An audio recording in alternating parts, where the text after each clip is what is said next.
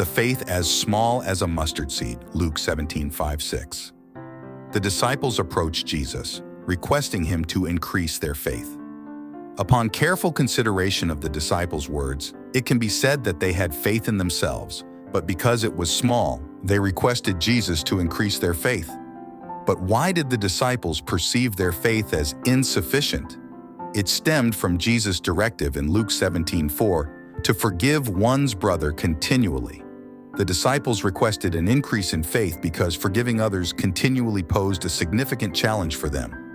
In response, Jesus said, "If you had faith like a mustard seed, you could say to this mulberry tree, 'Be uprooted and planted in the sea,' and it would obey you."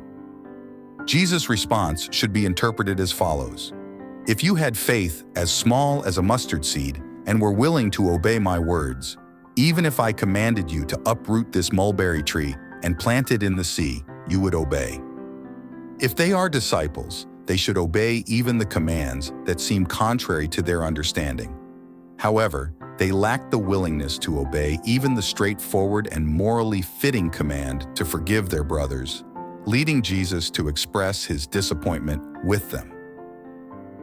Our disobedience to the words of Jesus is not because our faith is small. Rather, it is because we lack the willingness and faith to obey his teachings.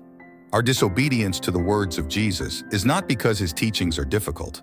Rather, it is because we perceive them as difficult due to our own misconceptions and biases. May you experience the remarkable miracles and grace of reconciling with your enemies and restoring broken relationships by obeying the teachings of Jesus with the faith that God has bestowed upon us.